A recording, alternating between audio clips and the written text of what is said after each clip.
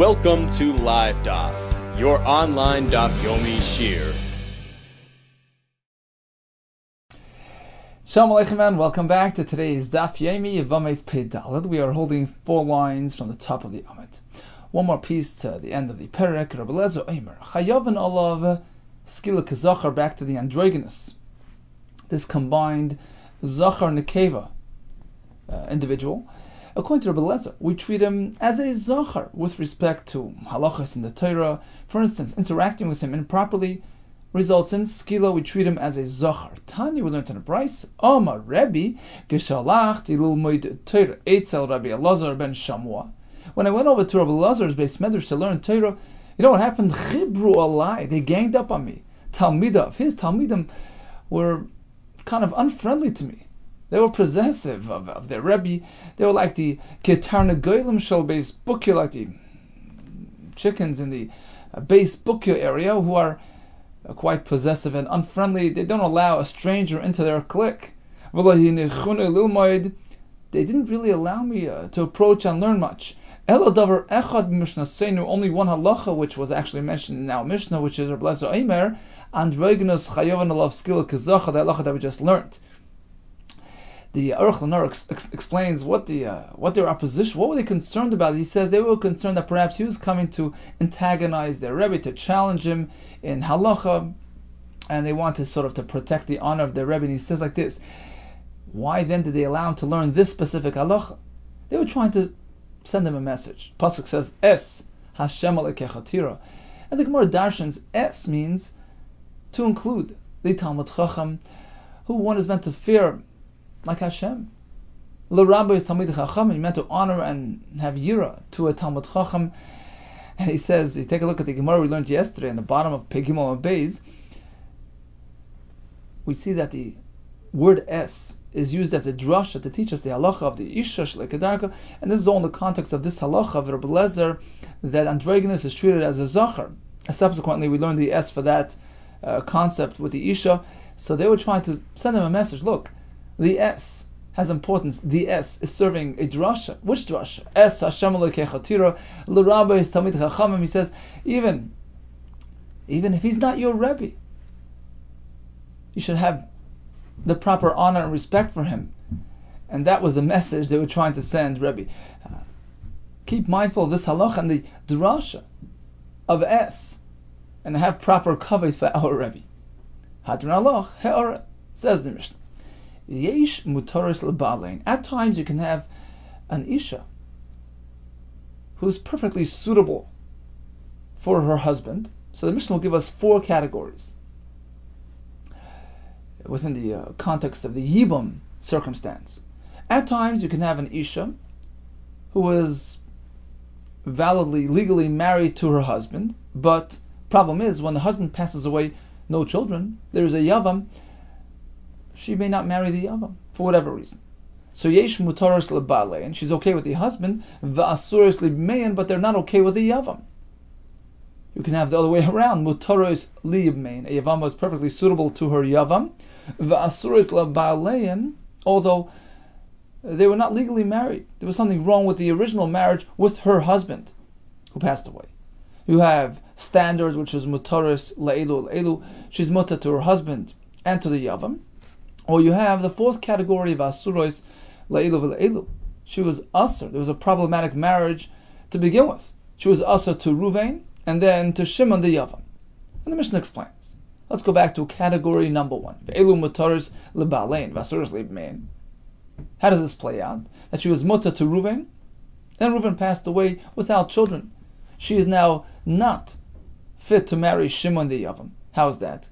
Kohen Hedyot Shenasa Salmona. Very simple. A family of Kehanim. He's a regular Kohen, Ruvain that is. He happened to marry an Almana, a widow. That's fine. A Kohen Hedyot can marry an Almana. Problem is, his brother is the big fellow, V'yesh le'ach Kohen Gadol. So now this Isha, let's call her Rachel, originally married to Ruvain, that was fine. But now she's presenting to Shimon the Kohen Gadol. That's a problem. She is an almana who may not marry a Kohen Gadol. Now Rashi asks, the same halacha could have played out if she would have been a regular Isha when Reuven married her. The fact is Reuven passed away, making her an almana. So why does the Mishnah have to say that Reuven married her as an almana already? For the same money, she could have been a psula at that point, but then when Reuven passed away, she turned into almana, which makes her unsuitable for Shimon the Kohen Gadol. The Gemara will deal with this. The second kasha the Gemara will ask is, why does it have to say Kohen Hedid Shanasi actually married her, interacted with her, even if he was only Mekadesh the almana and then he passed away, she's still not right to Shimon the Yavam because he's a Kohen Gadol. The Gemara will deal with both these questions. So that's the first example of an Isha who's mutter to husband but also to Yavam. Next case would be Chalal Shenasak Sher. He's a Chalal produced from a Psule Kuhuna, a Manal Kohen Gadol, whatever it is. He's a Chalal. He married a Kshera. Let's assume Kshera means even a Kohenes. That's okay, because as the Gemara will tell us, a Kohenes, a woman from a Kohen family, may marry a Chalal. A Kohen cannot marry a Chalala, but a Kohenes can marry a Chalal. So that's okay. V'yesh le'ach kosher. Problem is, Shimon, the brother, is an ordinary Kohen. And he can't be miyavim this Isha because once she was involved with the Chalal infects her, so to speak. He makes her pasal l'kuhuna, in which case when he passes away she can't marry Shimon, the brother. Another example of an Isha who can marry her husband but not her Yavam, Yisrael, Shenasa Bas Yisrael. So he's a Yisrael, she's a Yisraelis, perfectly fine, perfectly shidduch. V'yesh le'ach mamzer. Problem is, Shimon is a mamzer, he can't marry her. Or you have mamzer shenasa mamzeres. Reuven and Rachel are mamzerim. That's fine. That's a perfect match. Problem is, v'yesh le'ach Yisrael. Shimon, the brother, is a regular Yisrael who cannot marry a mamzer. In all these cases, you have mutarois leba'alein, v'asurois le'ibmein. They're fine with their husbands, but may not marry their yavam. So what do? Well, as we learned in Nafchav, when it's a chayav elavan situation, you do chalitza without yibum. Here we have a reverse situation. Ve'elu mutaros liyibmein, v'asuros leba'alein. You have a list of cases where the Isha is not meant to be married to her husband to begin with, but then when he passes away, she's perfectly suitable for the Yavam. First case is Kohen Gadol Shekidish Almana. That's problematic. But when he passed away, who's his brother? A regular Kohen. V'yesh la'ach Kohen Hedid. And since the Kohen Gadol only was Mekadesh the Almana, never lived with her as married, he didn't affect her. He didn't make her pasal l'kuhuna, so when he passes on, brother Shimon the Kohen Hedid can go do Yibam with this Almana. Or you have a case of a kosher, shenasa chalala. He's a kohen, has no business getting involved with a chalala. He did so, she's usher to him. But then when he passed on, who is the brother? V'yesh le'ach chalal. His brother is a chalal. Perfect match. Another example, Yisrael shenasa mamzeres. That's problematic. But v'yesh le'ach mamzer. His brother is a mamzer who's perfectly suitable for this mamzeres. Or you have the other way, Mamzer Shanasa Bas Yisrael. Mamzer is not allowed to marry Bas Yisrael. He did so anyways. He passed away.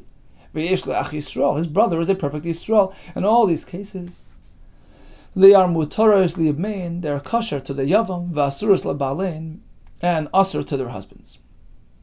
But as Taisus points out, and this is part of the Chiddush of the Mishnah, you can have a case where she was not allowed to be married to her husband, but then when he passed on, she can go marry the Yavam. Don't think that Yibum is just picking up where the husband left off, and if she wasn't allowed to be with her husband, there is no Yibum. The Chiddush of the Mishnah is yes. Even in this case, you proceed with Yibum.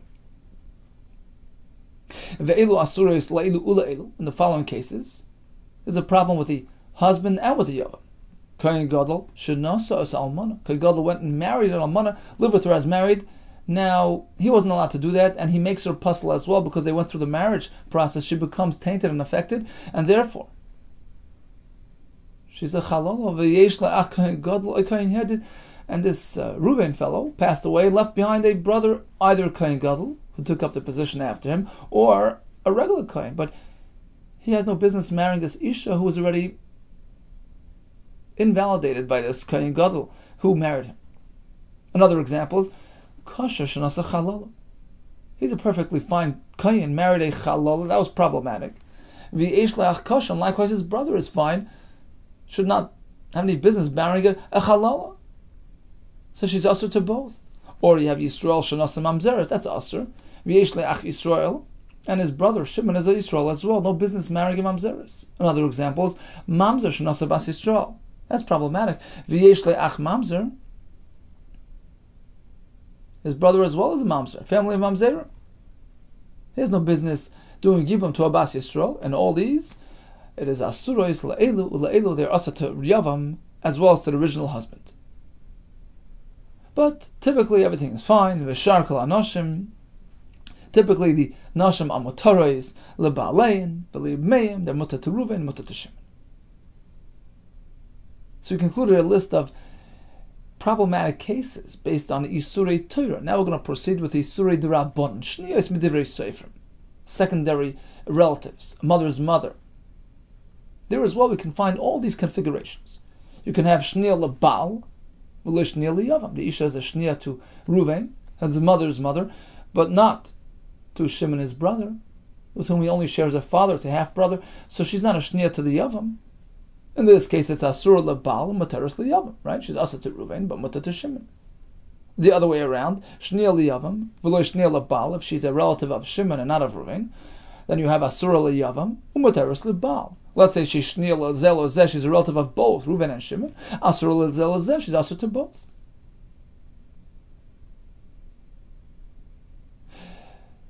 Now, what happens when one does marry a Shniya, which is Asam D'Rabbanan, says the Mishnah? We apply all kinds of penalties. We penalize them because we don't want them to get involved in this type of marriage. And therefore the Isha is penalized, Ein la like Ksuva, she loses the Ksuva rights. She can't collect that money, V'lei Piris, even the fruit that her husband took off her property, the Nichse Milug, those properties which really belong to her, but he's allowed to enjoy the fruit, provided that he commits to look after her.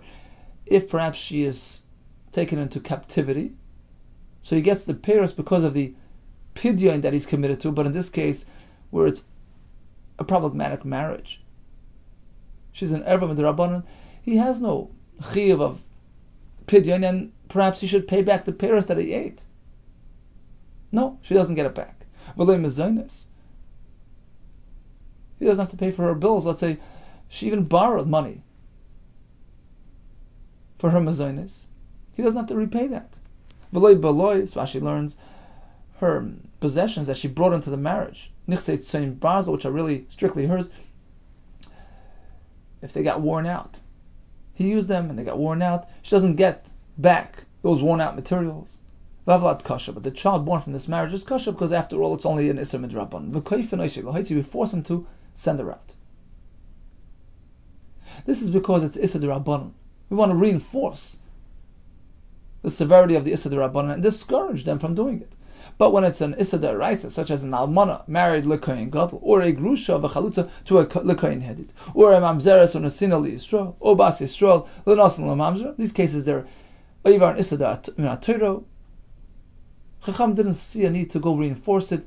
Yesh L'Hin Ksuva, they can collect on their Ksuva. Now Taisa says that the point of the Mishnah here is, at times the Tana will take a string of sugyas that we learned, the Isurei Kahuna and the Chayav Elavin, sort of summarize it for us. As we do in this Mishnah, we present it in categories and how it plays out in the Yibum situation. Now let's go back to the beginning of the Mishnah. We mentioned those two diyukim in the Lashon, which the Gemara will dwell on. So in the first category we had the Isha, who was mutter to Ruvain, her husband, but asr to Shimon, such as a Kohen Hedyot, who married an Almana, passed away, and his brother is a Kohen Gadol. Problem is, Kohen Gadol with an Almana don't get along. But my area the Tani Nasa, why mention that the Kohen Hedyot, Ruvain, married the Almana? Which appears to be the reason why Yibum is problematic, because he married her. Listen, Kiddush. Suffice merely with just saying that Ruvain was Mekadosh the Almana. What's the point of Nasa? Even if he's only Mekadosh her, gets engaged and then passes on, the same situation would apply. Shimon the brother is a Kohen Gadol who can't approach this almana. Perhaps you'll explain as follows. Tamadanas. The halach only applies because Reuven married her.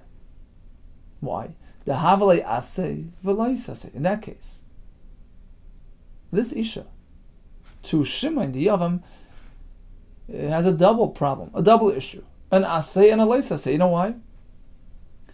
Lois asay is simple. She's an almana. You're now marrying an almana. Also, she's no longer a basula due to her experience with Reuven, because it was a marriage which changed her status from basula to non-basula. So perhaps that's the reason why the Mishnah specifies that Reuven married her. Aval kiddush, but if it would only have been kiddushin, and all she has on her back is the almana status, but she's still a basula. So let's say she was previously married to somebody else. She was engaged to somebody else who passed away. So she's still a basula. Now Reuven, the brother, married her. Got engaged to her. And she's still a basula. Reuven passed away, and Shimon is the Kohen Gadol. So she's an almana, actually twice over, but still a basula. Well, kiddush, but if only kiddushin, then Shimon the Kohen Gadol can do yibum. You know why? Asi asay, the asay of go do yibum, shoves away v'deicha leis asay, pushes away the leis asay of the almana. Is that what you mean to say? Is that what the Mishnah is telling us? But it's incorrect. It's incorrect. Well, kula pirka. Take a look at the whole parak. We have all kinds of lois asay situations, and we still don't allow yibum asay v'lois asayu v'loyasi asay. We don't say that the asay will come along v'dachi lois asay and push aside the lois asay. Rashi says it's based on a pasuk back on Daf Chav. Tosfos brings the maskan of the Gemara there because it's a gzeira, because the initial ma'aseh yibum perhaps is mutter, but staying married with her past that initial interaction is a problem. So the gzeira, don't get involved with a chayavi lavin.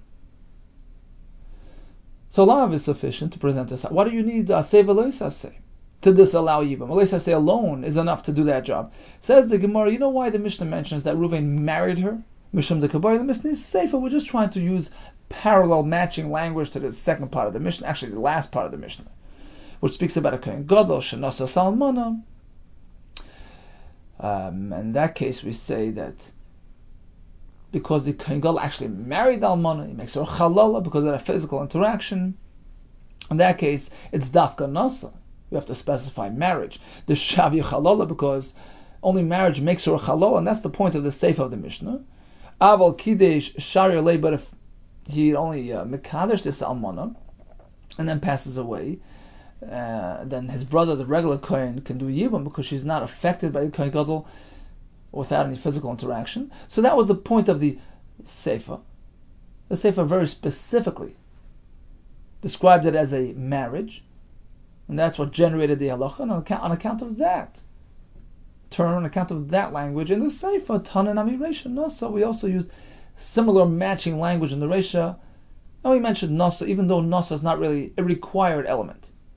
Asks the Gemara, I understand, but the Tani Mishum Sefer, you're trying to match the Lashon and the Sefer, listening Mishum Mitziyasa. Instead of that, why don't you seek to match the Lashon of the Mishnah in the middle case of the Mishnah, which doesn't mention marriage. There's a case mentioned much closer to the Reisha, right in the middle of the Mishnah. Kohen Gadol shekidesh es almana. So he was mekadesh the almana, and he passed away,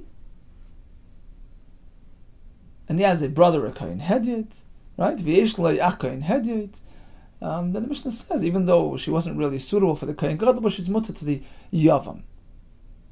So over there it's a Kiddush situation, and if so, why didn't the Mishnah and the Reisha just mention Kiddush, which would serve as a perfect match to the case further down in the Mishnah, which also mentions Kiddush? Why do you have to relate down all the way to the bottom of the Mishnah, which discusses Nisuin? Ella, rather, the point is Mishum Bas Buksa. Rashi says Bas Buksa means it's neighbor, meaning right in the beginning of the Mishnah, we have a case which specifies marriage, and on account of that case, we mention marriage here as well. The Kabbalah Mishnah, because the Mishnah right in the beginning wants to discuss the case of the Chalal, right? The Chalal Shenasa Kshera, the Kohen who's a Chalal who married a Kshera, in which case the marriage and physical interaction that results from that marriage makes her a chalola as well. And that is strictly because there was a marriage there. Engagement wouldn't do that. The challah would not affect his kala only because he married her and he was involved with physical interaction. Tama de nasa, only because of that marriage, the shabi chalola, which turns her into chalola. He made her a chalola. Aval kiddush, but if it's only kiddush and shayrele, she would not become a chalola, and she would be mutter to the brother the kohen headed. So on account of the marriage specification required in that. So that's why in the first case in the Mishnah we also mentioned marriage, even though it's not really a crucial element within that halach. Okay, so we addressed nasa. One more kasha. My area the Tani Almana. Why does the Mishnah describe the first case as the kohen gadol marrying an almana? Sorry, the kohen headed married the almana, passed away, and his brother is a kohen gadol. Kohen gadol with an almana don't get along. So she is mutter to her husband, but also to the yavam. When my area the Tani Almana, why mention Almana? Listen to Besula. For the same money we could have had a kohen headed marrying a Besula, never previously married. She has no prior history. The same halacha would result. Reuven married a Besula, passes away. She presents herself as a Yevamos to who? To Shimon, who's a kohen gadol. She's an almana due to Reuven's passing. Isn't that the very essence of Yibum? It involves somebody's passing. She's an almana by default. Says the Morbechi Tema. Perhaps the reason is Mishum de Kasava Haitana, because this Tana of the Mishnah holds he has an interesting approach to Yibum. Nisun Harishoinim Apilan. What triggers the Yibum? It's the original marriage, meaning Yavam sort of takes over the original marriage. And whatever status she had when she married Reuven, that's what's reckoned with. Not what happened after Reuven passed on. Because Shimon the Yavam is sort of stepping in to Reuven's shoes. And in this case, when Reuven married her as a Besula, she would be fine to proceed to marry Shimon the kohen gadol, even though she's now an almana due to Reuven's passing. We don't reckon with that incident. Shimon sort of steps into Reuven's shoes. And that's why the Mishnah specifically said that Reuven married her as an almana. So at the point of her involvement with Reuven, at the point of the Kiddush and the Nesun, she was already an almana. Now that makes her unsuitable to the potential Yavam down the road, who's a kohen gadol. It really is that the basis for this halacha? Is that the point of view of this Tana? Nesun Rishayim Apilim v'hay Chalal Shnasak Shera. Take a look at the next case. A kohen Chalal married a Kshera. And what does the Mishnah say? He passes away. He left behind a brother who is a kosher, kohen kosher, who cannot do yivam to the yivam. You know why?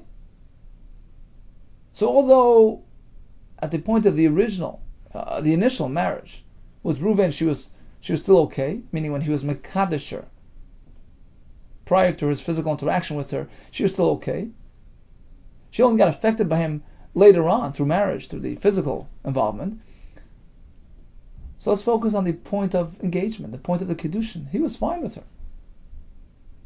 So now, why can't the Yavam pick that up? Step into his shoes. She was fine with Reuven at the initial point of their engagement. Why can't she be fine with Shimon? We don't say the fact that she's okay with Reuven, she's okay with Shimon. So apparently, that is not the perspective of our Tana. Our Tana holds. We look at the facts right now. Let's deal with it face value. After Reuven's death, is she okay to Shimon or not? That's what determines. Not Rishonim, her status at the initial point of engagement with Reuven. So back to the Kasha. Why did the Mishnah, in the first case, describe it as a kohen gadol shenasa almana? Skip the almana. He married a regular isha, a besula, but then upon Reuven's passing, Shimon the kohen gadol may not do yivam. He writes, says the Gemara, Havadei mishum seifa. The reason why we mentioned almana is on account of the seifa, in order to match it up with the lashon later on. Mishum dekabayv misnes seifa, because we mentioned later on the case of the kohen gadol shenasa salmon. Kohen gadol married the almana, so he physically interacted with her, and that's what changes her status, because it was an improper interaction. Kohen gadol with almana, it's problematic, makes her a halala, and that's the root of the halacha there. That's the root of the problem.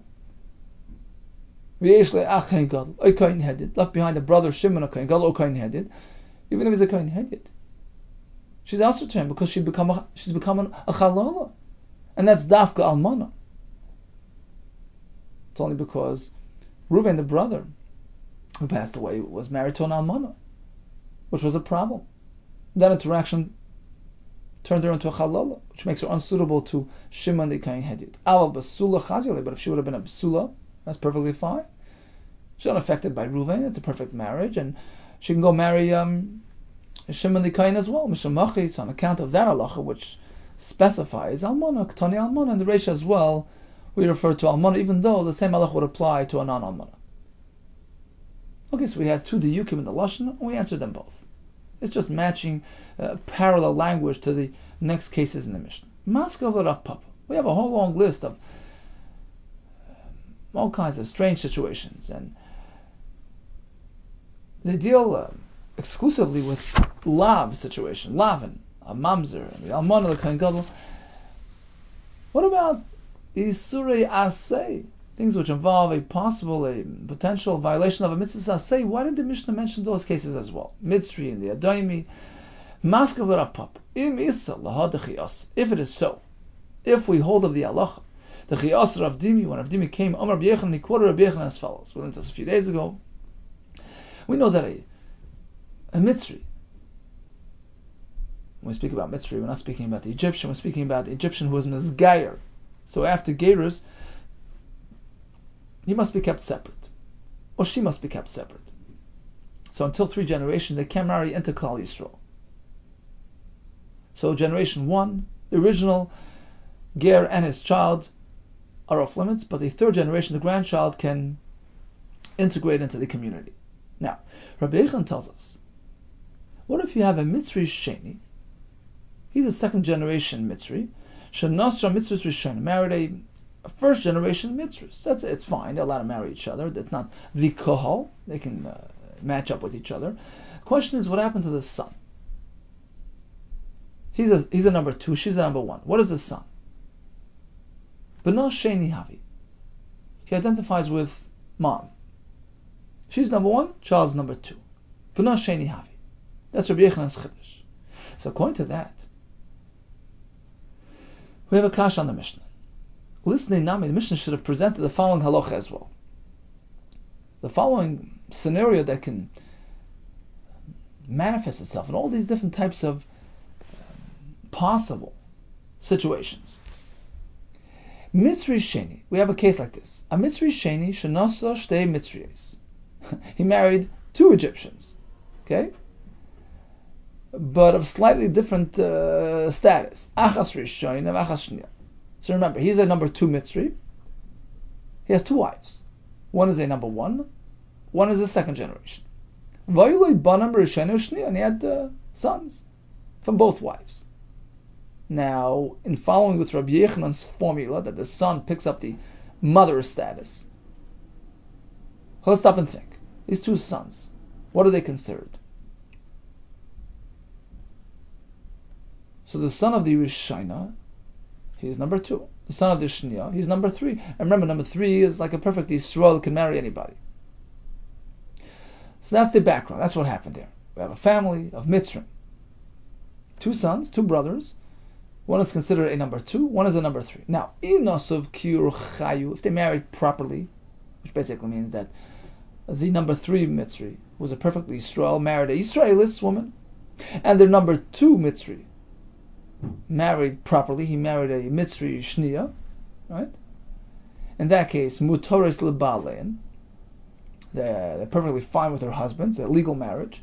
Va'asuros liyamin, but suppose these brothers pass away, their wives cannot approach the brother-in-law for yibum.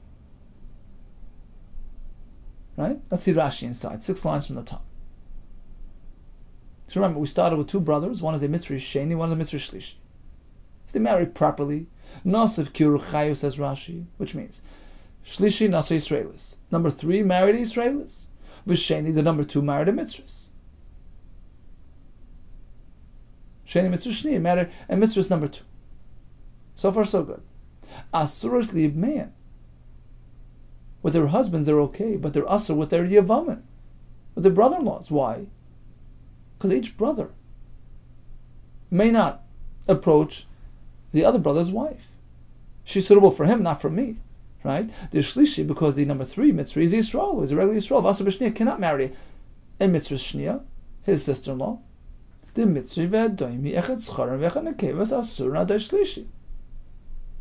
So that's his problem. And likewise, the other brother who's a Sheni, asur b'Yisraelis, he can't approach the Yevama who's coming to him from his brother because she's a Yisraelis, he's a Sheni. So we can apply the Mutaris l'balein v'asuris li'ibmein formula to this case. Or let's reverse it. V'efuch v'nasuf. Suppose they reverse things and they married improperly. So we have 2 brothers. One is a Mitzri Sheni, one is a Mitzri Shlishi. Instead of doing things properly, they mix things up. The Mitzri Sheni, who's not allowed to marry Yisrael, married Yisraelis. So she's asur to him. But if he passes away, she's mutter to his brother, who's a Shlishi, could marry Yisraelis. Or likewise, if the Israeli, the Mitzri Shlishi, who's like Israeli, married a Mitzris Shniya, that's the problem.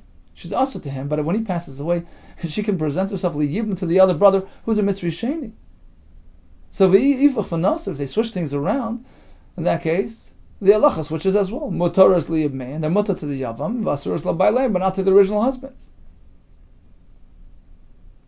How can you have mutaras la'elu v'la'elu? That the wives are mutar to both, husband and yavam, giyaris. Very simple. Let's say they're not original Yisraelis, they're giyaris.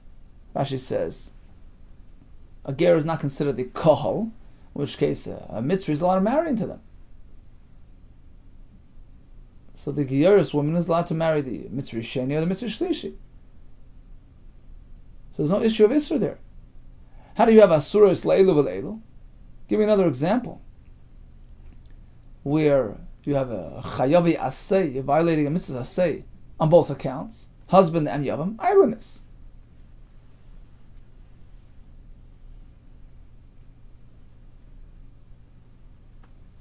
So let's say the Mitzri Sheni, right, who's not allowed to marry Israelis, marries the Israelis. She happens to be an islandess. An issue has this severe hormonal imbalance. She can't bear children. So we have 2 problems on our hands. Number 1, the original marriage was problematic. A Mitzri is not meant to marry Isha Israelis. And number 2, when he passes away, the Yavam can't approach her either because we know an islandess is not a suitable Yevama. She can't rebuild a family. She wasn't meant to have a family to begin with. So Yevam doesn't apply to her. So that's the kasha in the Gemara.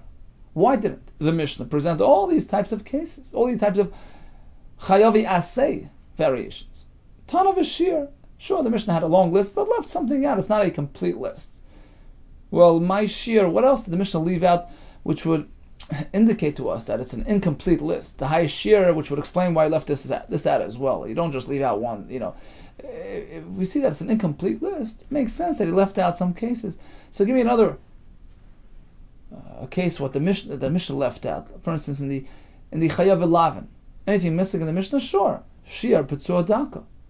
This fellow who suffers from the Petzur Daka condition, in which case he can't bear children. Here as well, the Mishnah could have illustrated all these types of scenarios with the Petzur Daka, and we left it out. Says Rashi, off to the left here, Shir Petzur Daka. Rashi will explain to us how Petzur Daka can manifest in all those categories. Mishnah could have applied all these categories to the Petzur Daka. Here we go. Petzur Daka Shanasa Israelis, which is obviously a problem. You're not allowed to marry Israelis. Asur Labala Umateris Liyavama. So she's asur to Ruven, but mutar to Shimon, who's not a Petzur Daka. V'akasha Shanasa Kshera. The other way, you have Reuven and Rachel perfectly healthy. V'yesh le'ach p'tzor daka. Shimon is a p'tzor daka. So here is Asur li'Yevamos. She's also to the Yavam. Muteres l'bala, mutter to her husband. P'tzor daka shenasa Yisraelis. How do you have Isra to husband and Yavam? Very pashut. He's a p'tzor daka, married Israelis, healthy Israelis. V'yesh le'ach p'tzor daka, and Shimon as well is a p'tzor daka. So there is Asur l'bala uli Yavam, also to both. A geyeris. Suppose Reuven and Shimon, both brothers, were p'tzor daka, but she's a geyeris. As we explained, the geyeris doesn't have all these restrictions. She can marry p'tzor daka, muteres l'zeh, she's mutter to Reuven and to Shimon. So why did the Mishnah mention this? Mishnah left something out. Something's off the list. Says the well, that's not an omission. If only for p'tzor daka, that's not considered an omission. The Mishnah already goes through many variations of chayav ilav, and why mention every single possible case? The problem was why we didn't mention chayav yaseh. That's the problem. Asks the Gemara, what do you mean? Atu chayav ilav. Even in the lavin situation, miloik tani, don't we find that the Mishnah mentions one example? V'hada tani, it mentions others. It sort of repeats all different types of scenarios pertaining to chayav ilav. And still the Mishnah left out p'tzor daka. Apparently it's not a complete list. What do we see? The Mishnah goes through chayav ilav once and again. V'aktani. Look, kohen hedid shenas almana. Right? And then we have her falling to a brother, a kohen gadol. That's a chayav ilav. And then we have another example. V'cholol shenas kshera. Cholol married a kshera. And then she's coming to Yivam, to a Kayin, which is a Chayav Ilavin. So you see the Mishnah goes through different cases of Chayav Ilavin. No, that's not a repetition. How it's Strichali over there? It's Strichali Lashminan. There is a point, there is a special lesson that's contained in this halacha. It's not just a repetition. Chalol Shnas Kshera teaches us a profound insight to the halacha of marriage when it comes to Kohanim. K'dravi Damarav. Damarav. You know what we're speaking about? Chalol Shnas Kshera. Kshera means she's a kohenes from a kohen family. She's allowed to marry a chalol. You see, a regular kohen cannot marry a chalolah. But there's no restriction. There's nothing holding a kohenes back from marrying a chalol. That's the chiddush of the Mishnah. Chalol Shnas Kshera. She was a kohenes, and that's okay. Like Rabbi Yehuda tells us, "Lo Yehuza Kshera is le'nasel psulan." A kohenes kshera can marry a apostle. So that's what the Mishnah mentioned in this case. It's not a repetition. It's not a redundancy. Really, says the Gemara. I'll give you another example of a redundancy, where the Mishnah goes through chayav ilav once and again. V'aktani chalol shenasa kshera. That's one example. Then we have Yisrael shenasa bas Yisrael.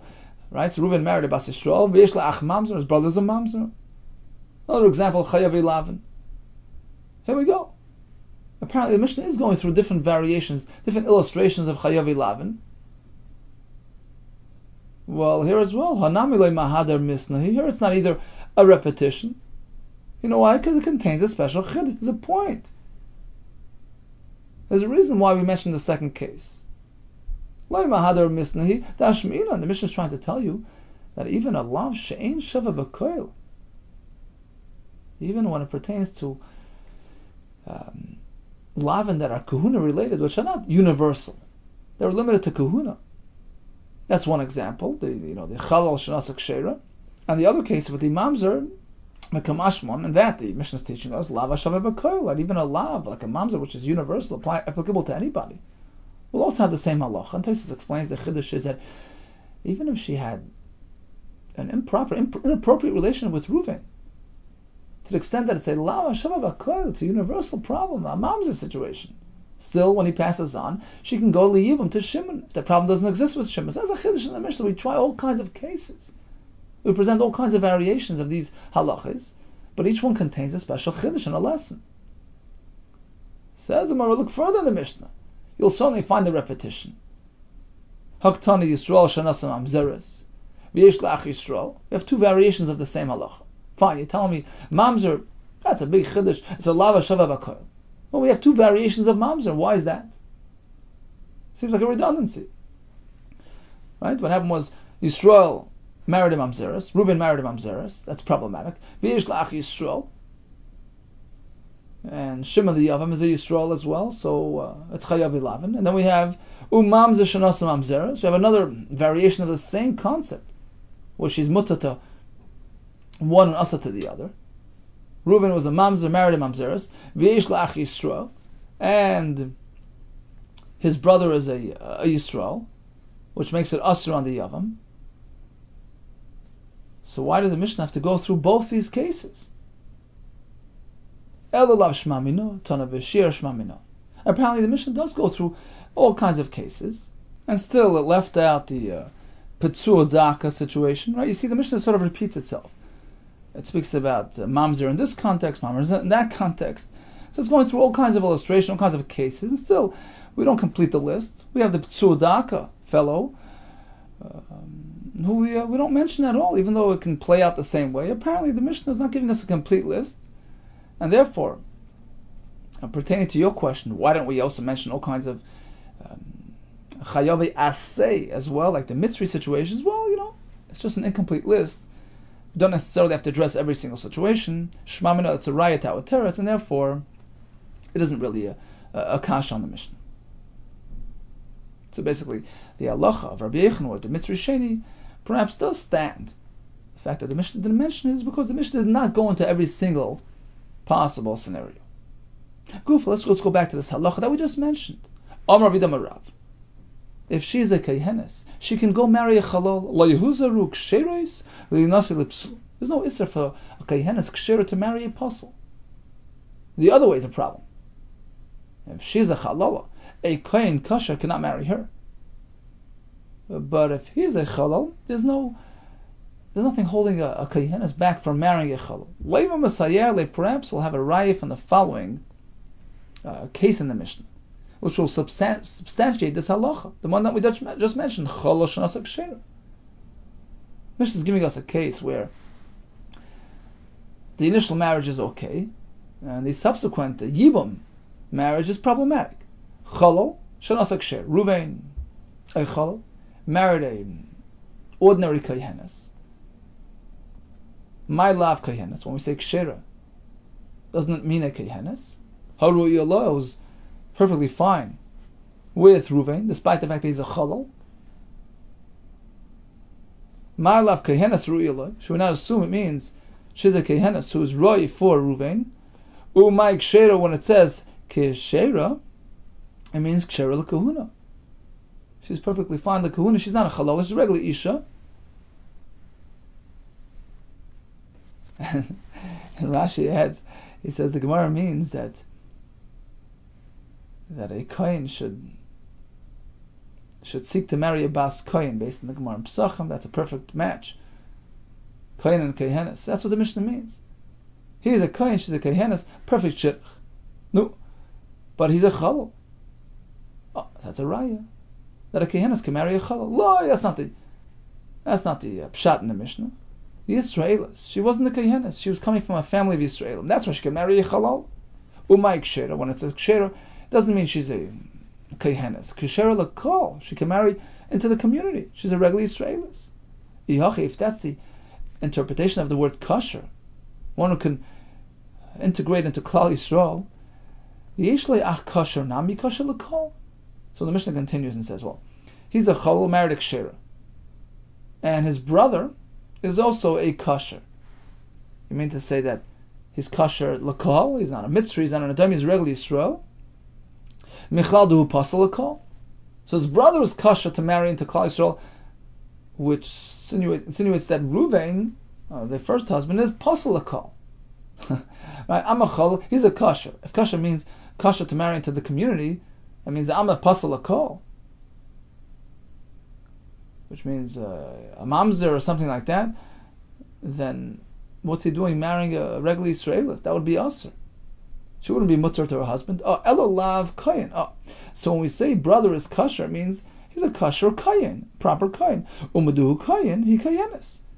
So apparently when we speak about kosher, we mean in the context of kahuna. He's a perfect kayin. So the isha who Reuven married originally was a kasher, meaning she was a kayenis. There you go. So So back to the halacha that a kohenes can marry a chalal. No immediate, there's no reflection. Not necessarily a raya from one lashon on the other. Hakadis, even though the Mishnah mentions the word kosher twice, in her context and his context, maybe they both have different meanings. Brother is a kohen kosher, but the isha here that Reuben's marrying is ksheira, means she's Israelis. She can marry into the community, but she isn't necessarily kohenes. So you can't have a raya from the Mishnah to the chiddush that we had that a kohenes can marry a chalal. Maybe she's not a kohenes. Mosiv Rav Bar Nachman have a kasha and Ravida Marav. Pasuk says, a kohen should not marry isha zoyna v'chalal lo yikachu. They shouldn't marry. And then it says again lo yikachu. Isha grusha isha lo yikachu. Why the repetition? Lo yikachu teaches us malamid she'isha museras al yedei ish. That just as the kohen may not marry a wife who's not suitable to him, a grusha, a chalala, the isha as well cannot be an accomplice in that marriage. She's warned as well. This would seem to be a kasha on the halacha of Rav. That if she's a kohenes, she has no business marrying a chalal. No, I'm a Rav. No. It all depends on him. Meaning, if he's doing something wrong, then she shouldn't be a part of that. So if he's a kohen kasha, no business marrying a chalala or a grusha, then she shouldn't be an accomplice to that crime. But if she is the kohenes and he is the chalal, that's not a problem to begin with. Kalecha duhu muzar. He is warned. If he is not meant to get involved, he musheres. She's warned as well. She's a partner in crime. But v'chalecha duhu loy muzar. In a case where he has no problem, he's a chalal trying to marry a kohenes. If it's not a problem with him, it's not a problem with her. He loy muzar mizdara. She doesn't have an isra as well. Asks the Gemara. V'hamach and afka. So we have a drasha lo yikachu. The isha shares the guilt. She is responsible for isurim just as much as the husband. If he has a problem with it, she also has a problem with it. We need a pasuk like yikachu for that. This is a source of this halacha. We have a general source for all the isurim shabbatera that they're meant to apply equally to men and to women. Mid Rav Yehuda Marav nafka, different halacha. Rav Yehuda Marav v'chein tana de bishmal isha ki yasum mikol hachates adam. A man, a woman who commits any avera. We learn from there, Hishva kosav ishal ish lachal inshin shabbatera. When it comes to all kinds of punishments, i.e. isurim, it's applicable to men and to women equally. Why do you need a new pasuk of leikach? Answers the Gemara. Perhaps there's room to differentiate between that type of isur and this type of isur. Imiyahi, if only from that pasuk of isha, I would say hava min Allah shava b'koil only applies to Allah, which is universal. But a lav that pertains specifically to kohanim, it's a limited issa. Perhaps that wouldn't apply equally to man and to women. And that's why I need a new pasuk lo yikachu. Marriage-related restrictions that are kahuna-related, yes, they apply to women as well. Varituma asks the Gemara. We know that when it comes to the halacha of a kohen becoming tamei, the lav she'ein shava b'koil. That's not a universal halacha. That doesn't apply to anyone else other than kohanim. V'tama de kasa rachmana b'nei Aaron. So you would think that the isha is exempt, right? It's not a shava b'koil. Still, we find that the pasuk has to actually tell us that the kohanos are exempt. V'tama de kasa rachmana. The reason why we exempt the kohanis from the isur tumah is because the pasuk says bnei Aaron. Emar la kahana bnei Aaron, they shouldn't touch tumah. Bnei Aaron, the males, v'loy bnei Sa'ar, not the females. Halav hachi. Apparently, if not for that drasha, which allows the kohanos, the women kohanim, to become tummy. I would say nasham chayavis. Even the women are included. My time of why? Lav mishum Rav Yehuda Marav. Is it not based on this drasha of isha kiyasum kol chatas adam hishva kasav isha lish l'chalayshin shebetera? The default assumption is that an isha is included in all the isurim. This is inconsistent with what you just told me. That if only from that drasha I would say, well, it doesn't apply to kahuna. Here we see it does. Lai says they were incorrect. That drasha would perhaps only teach us regarding general isurim, not limited isurim. The gamrinan lo yikachu. I would have gone to lo yikachu. I have a special pasuk that an isha is held accountable for marriage-related restrictions pertaining to kahuna, right? So on account of that pasuk, I would say, well, when it comes to tumas kayhanim as well, and that's why you need the pasuk b'nei Aaron to exclude the women. They can become tummy. Ikadamri, there's another version to this teretz. Perhaps, yes, Ravida Marav's drasha, isha, etc. What we find that the Torah applies Yisurim to men and to women equally does apply in all types of circumstances. Even a lav she'ein shava b'koil, even a isur kahuna applies to women equally as to men. So why do we need that pasuk le'yikachu that a kohenes has to be careful whom she marries? We need that pasuk. You know why? Because we just had a pasuk that exempts nashim kohenes from the isra of tumah, and therefore perhaps that would present as a precedent to exempt women from all types of kahuna restrictions. Perhaps I would say ligmar mid tumah. We'll learn from tumah just over there the kohenes are not responsible when it comes to marriage-related issues. Kohenes is not responsible as well. Kamashmon. That's when you need the pasuk le'yikachu. No, although by tumah they're pater, but marriage they have to be careful from. Okay, let's do a quick chazara of today's daf. We had a Mishnah providing us with 4 categories. We have the Isha who's mutter to the Baal or to the Yavam. We have the Isha who's mutter to both or asa to both. We have it pertaining to Issa Deiraisa. We have it pertaining to Issa Derabbanan. We have it pertaining to Issa Aseh. We focused on the Lashon in the first part of the Mishnah, why it has to say Nasa the Almana, why it has to say Almana to begin with. And we said it's Agav, the other cases in the Mishnah. We concluded that the Tana did leave out some ideas, the P'tzua Daka, the Mitzri situation. And what happens to an Isha, a Kohenes? Can she marry a apostle? Sure. What if he's a Kohen Kasha, she's a Chalala?